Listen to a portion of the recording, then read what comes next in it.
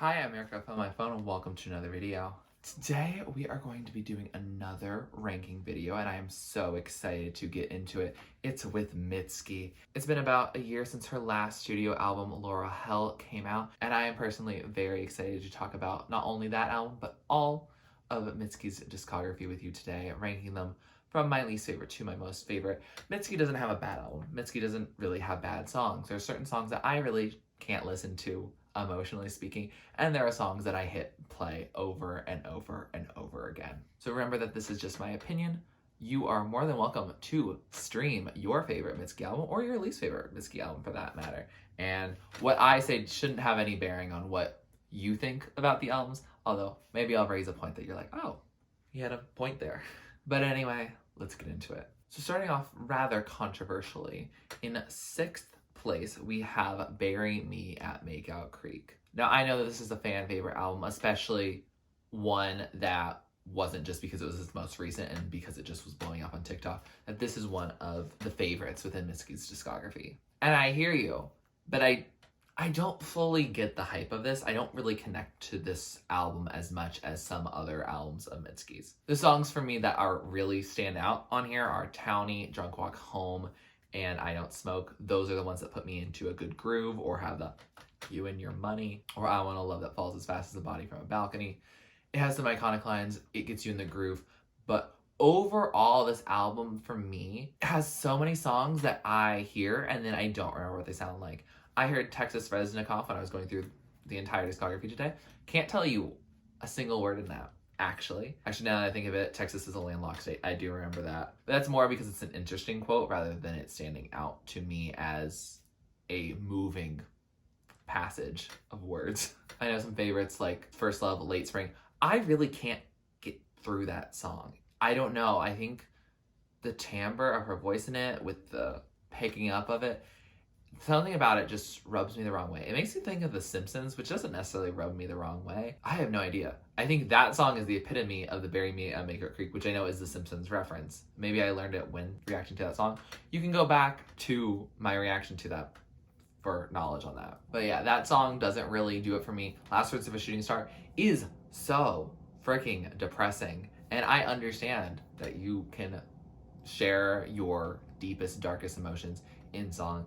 That doesn't mean that I personally can listen to what you have to share. And I find myself feeling like, oh, people who have Last Words of a Shooting Star, I'm like, that's just impressive. It's like when I was reacting to Sufjan Stevens, Carrie, and Lowell, I'm like, how do you do it? I don't know. I have no concept of how you just listen to the songs on the regular and feel okay. And I think this album is a lot slower in those sad songs. They don't hide it with any synth pop. They don't pump it up as much with rock. They just don't do as much to dress it up. It really is just bare sadness. And I think that's a lot for some people, including me, to deal with. And I also feel like the things that I get from this album are often replicated in other songs. Maybe done better, or maybe not. Like, for example, Townie, Your Best American Girl have similar sonic vibes. And while I do prefer Townie over Your Best American Girl, I think Townie is more of an outlier on this album rather than like the main song of the album. Next, we're going even more controversially. I'm sorry, but at number 5, we have Be the Cowboy. Now, I will say that 5th, 4th, and 3rd were something I had to think about more today in particular. But for now, I will put Be the Cowboy as 5th. And I think, I don't know. It was my first introduction to her. It was my first reaction video that I posted about Mitski. And I really didn't know what I was getting to when I got into her. And honestly, if it wasn't for all the requests, I don't know if after this album I would have really gone into all of her discography if it wasn't for, oh, you guys really loved that I reacted to her, and also gave me a lot of requests to listen to her earlier discography. And I think the reason why it took that push for me was probably because I feel like this album is not really her full self. She's really putting on the act of being the cowboy. And I think that makes for some good storytelling, but I also think it makes it feel a little less sincere. I don't know. She doesn't feel as, I don't know. I don't want to say feral because I feel like that reduces emotions to like animalistic behavior and animalistic feelings, but I don't feel as much catharsis in this album, even when moments and lyrics and ideas are stuff that I relate to in a devastatingly sad manner. For example, I love Remember My Name and Washing Machine Heart, but I think those are some of the outliers, honestly. And I know that I got into Me and My Husband this past year. Wonderful to get into that. And then Nobody is absolutely a classic. I do like it when she dresses it up with those things, but I think there's also a lot of songs on here that keep with that sonic cohesion, but really don't go anywhere for me or feel a little more half-baked. Many of the short songs on this album, like A Horse Named Cold Air or Blue Light, or I don't know, what's another one? Come Into the Water, they just pass, and I don't feel much when I listen to them. And I just think it's because they don't really get their chance to breathe. The fact that this album has 14 songs and is only 3 seconds longer than Laurel Hell, which has only 11 songs, I think, to me, that's really a testament to the fact that I think she put a lot in here, and she could have expanded. I feel like those songs had been expanded. Maybe I would like Be the Cowboy more, but I think because of how short a lot of these songs are and don't really give themselves the chance to breathe, it's hard for me to personally get into them as much. My friend told me today that he thinks of Be the Cowboy as Mitski's self-titled album because of the Mitski in big font that's even bigger than the words Be the Cowboy on it. And I feel like this feels like a reintroduction of her because it was also my introduction of her, but I think also at the same time it kind of was a feeling of dressing up those more, again, those like deeper, darker thoughts into some lighter production. And while I do feel like it works for some of the songs here and it works in her subsequent album because I did rank it higher, I think there's also some of these songs that, I don't know, this get lost. I don't remember them, or I feel like they're forgettable. Two Slow Dancers is a 4-minute song, which is honestly almost unheard of in the Mitski canon, but I remember 3 lyrics from it. And I think I just get sometimes a little bit bored. And so that's why I do put it there. I still like the album. I like all of her albums. I like Bury Me and Makeout Creek too. But those are the reasons why it does get a little bit of a lower treatment. Now moving on to our 4th pick, and that is Lush, Mitski's debut album, mixtape, whatever you want to call it. But this is, along with Retired from Sad, New Career in Business, a school project, I believe. Honestly, school project, I hope you gave her an A because I love this album. I like Be the Cowboy and Bury Me at Makeout Creek, but I think from here on, I love some parts of these albums at least, if not the whole album, deeply. And I think Lush really stands out because there's so many incredible, unique ideas on this record. Liquid Smooth, I sometimes will mix it with Skyfall from Adele in my head. Yeah, no, it sounds good if you just hear it in your head. It sounds amazing. And then you have stuff like Brand New City, which I believe is going to be my song of the week at this point. Yeah, I was listening to her entire discography today, and I was like, you know, that one just is giving catharsis. It's what I need right now. And I don't know, I'm not in that whole mood. I don't know. I always listen to Mitski when I'm honestly in a good mood. I think it like helps balance me a little bit, feel some deep catharsis, but in a healthy, regulated manner so that if something does end up bothering me, it doesn't blow up because I've already had the chance to catharsis. Again, there is so much catharsis on it. You got your Liquid Smooth, you got your Brand New City, you got Abby, you got Pearl Diver. Even the songs that like I don't listen to as much, like I heard Bag of Bones again today and it was very good. I listened to Door again and it was really good. I listened to Eric and that's my name. So I don't listen to that one as much personally because Eric doesn't sound like a great guy. And I think that song in particular tells a very traumatizing experience and I don't need to relive that with her. I believe this album gets pretty catchy in terms of just its rhythms, and as a percussionist, that is something that I am drawn to.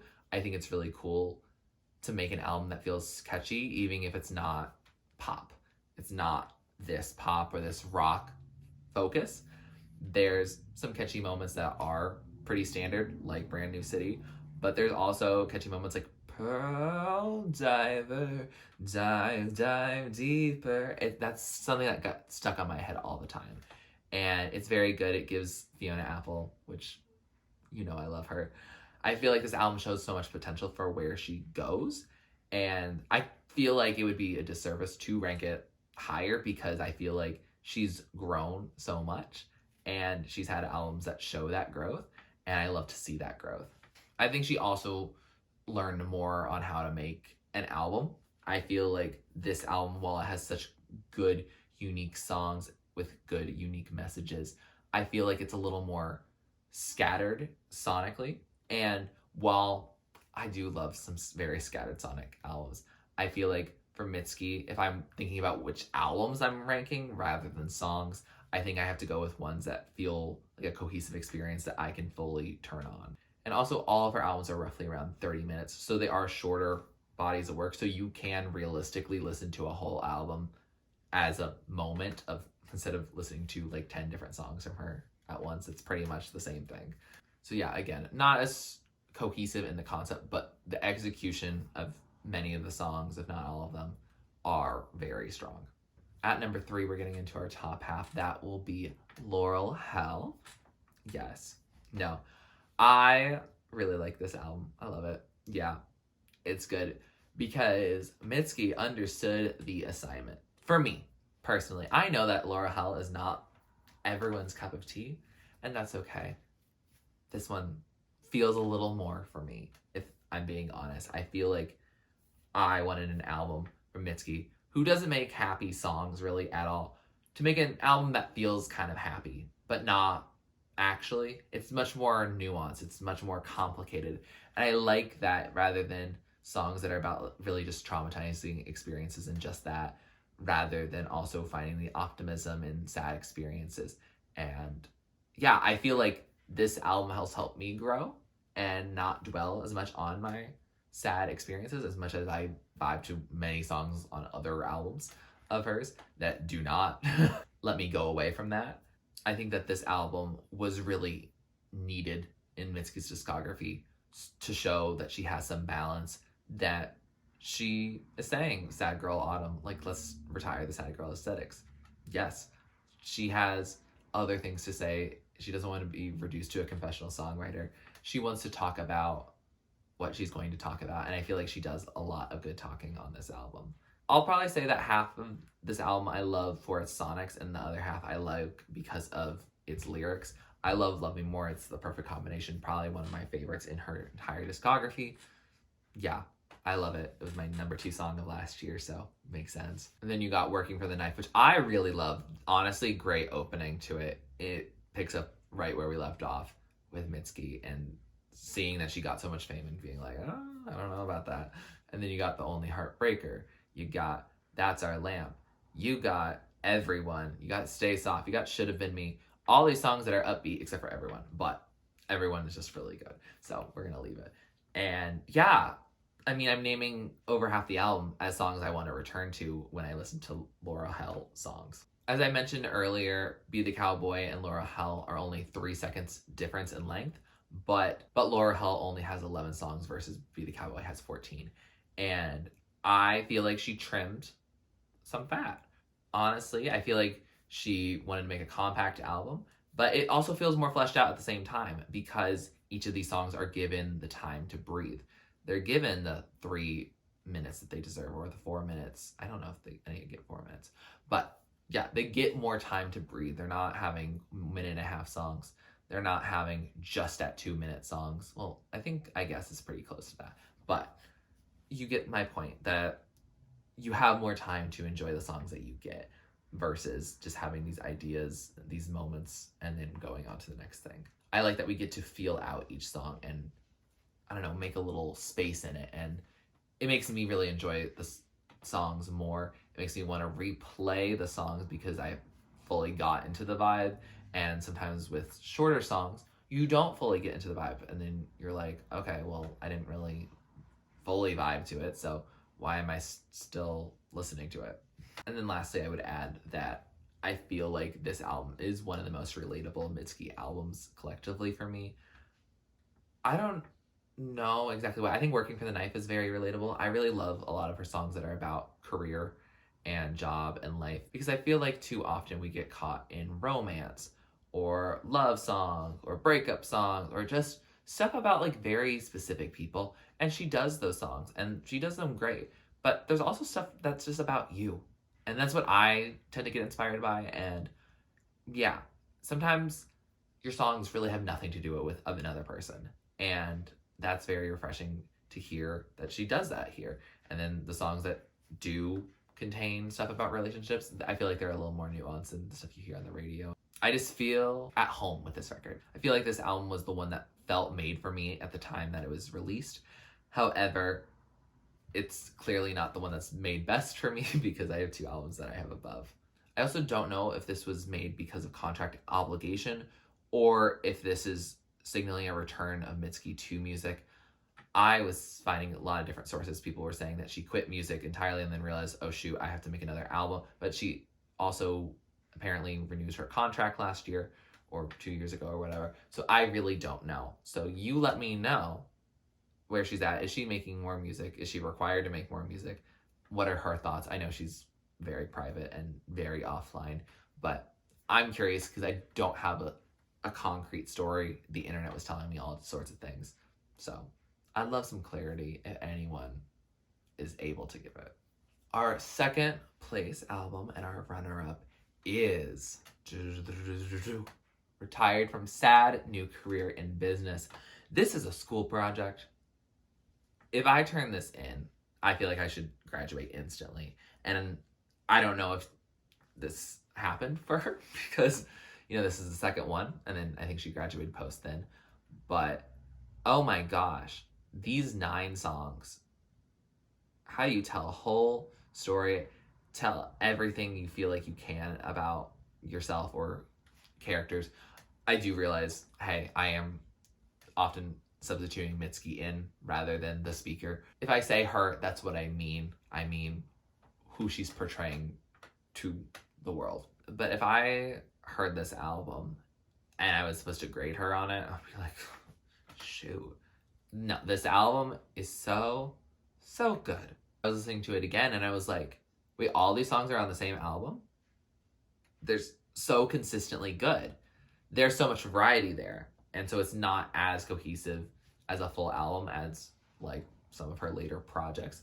However, if all the songs are good, I really should not be able to complain. I simply shouldn't.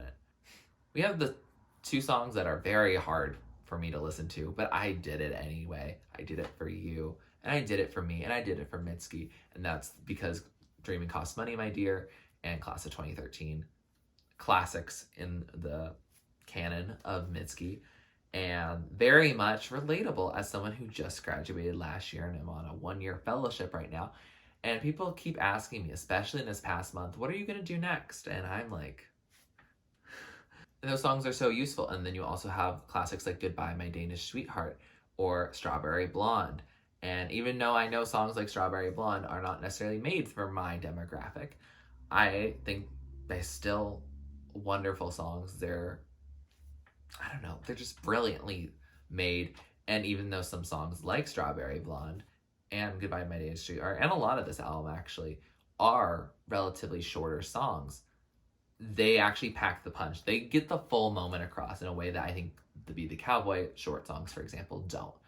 And yeah, I feel like when I listen to Strawberry Blonde, unless I'm like really craving it, I could listen to it again, but I feel like I got the whole message or the whole feeling that I was going to get in that time of listening, rather than sometimes I'm like, oh, did I hear the song? Or if I was talking for 20 seconds, did I not get any of that? I wrote down that she gives us emotional tableaus for that, and I think that's a pretty apt comparison. When she says things like, I tried to eat like your girlfriend, just tea, you just feel that in that moment.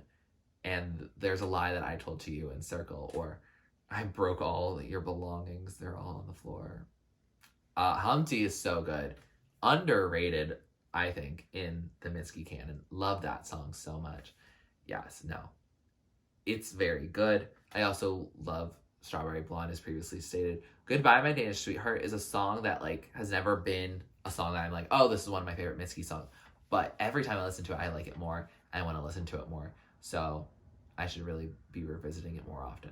But even though I only listed those 3 songs, the album is consistently good. She was fully doing the most with every class assignment, and it shows. I think I also alluded to this when I was talking about Because Driven Costs Money, My Dear, in class of 2013. But I love the social commentary that happens in here.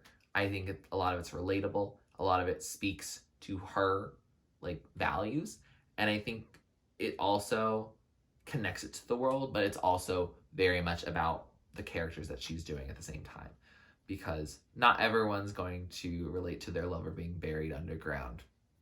They won't all relate to that, but they can all think about what society leads people to do, what sexism and misogyny and having commitment issues that are unaddressed because we have a stigma against mental health solving. I really like how she does it. I think this album also has much more fleeting existentialism than some of her other projects, where you could get existential dread, but it's much more fleeting than I feel like Last Words of a Future Shooting Star is very long.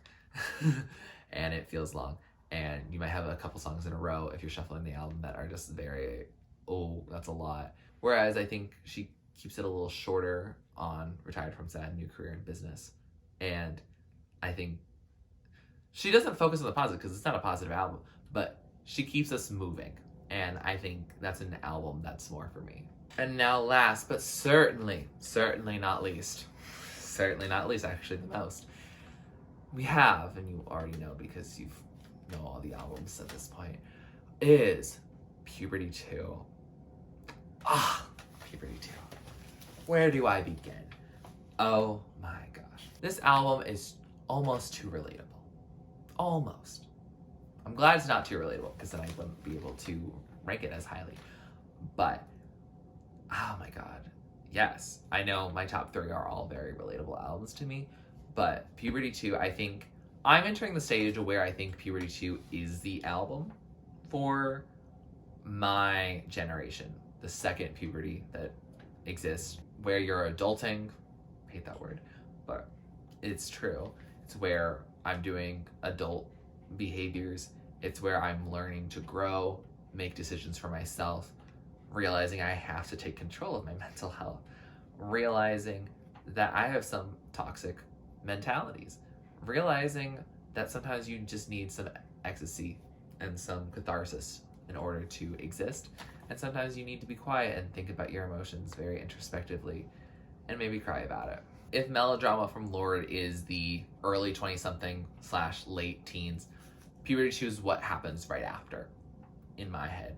Yeah, this is when you're growing and you're learning, but it's not quite at the same level of chaos that I would say Bury Me at Makeout Creek can get, or her college albums can get.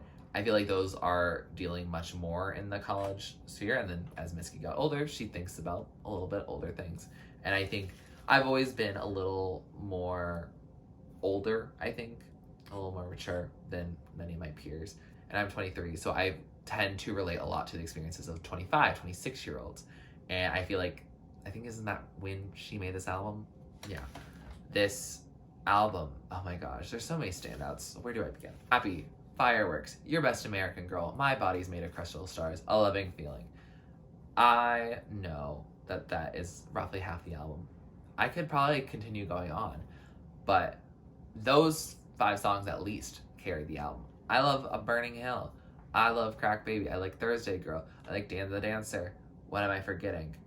Once More to See You. It's okay. And I Bet on Losing Dogs is an overrated song. I like it. It's a good song. But on Puberty 2, it's not top 5. That's for sure. But I did listen to it again today, and it did grow on me more than I liked it before. I feel like Puberty 2 is also a very good transition album between her albums that are much more, I don't want to say school project vibes by any means, but much more like very much in sound, and they do more minimalist, not synth pop stuff, and then you have the synth pop stuff. And this album strikes a balance of having stuff that's some rock, having some stuff that's just alternative, having some slower songs that vibe in a similar way to some of the quieter numbers on Be the Cowboy and Laurel Hell.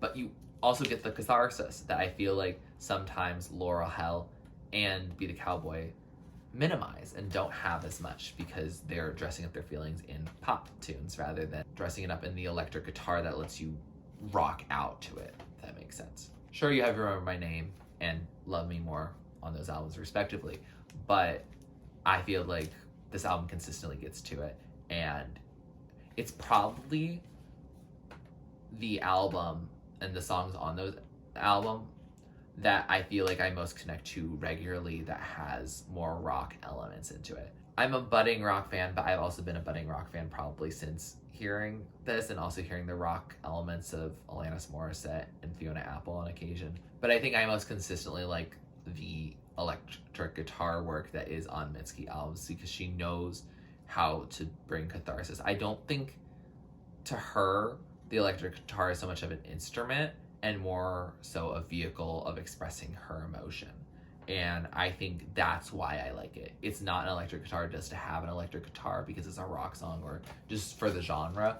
She's using it emotionally. She's basically concocting her own little symphony based on just the emotion she wants to share. Consistently across records, but especially on here, I feel like this is where she shows her emotional connection to the music through its instrumentation as well as the lyrics most consistently. And I don't know, they talk back to each other a lot more. This is an album that I really don't skip anything. I may skip Once More to See You, but if I'm just like thinking about something else, it's something I can just let continue playing. It's not offensive by any means, it's just like a little boring. It is, in my opinion, her most consistent work, and there's still highlights. And that's what's also brings me a lot of joy, is that I can name half the album, but I still like the rest of the album. It's still very consistently good. But I also have songs that I can play and get that feeling of Puberty to without having to listen to the whole album. Although, because it's my favorite Mitski album, I probably will. Because not only does it work as individual singles like Happy, My Body is Made of Crystal Stars, Fireworks, all that good stuff, it also varies well in pacing.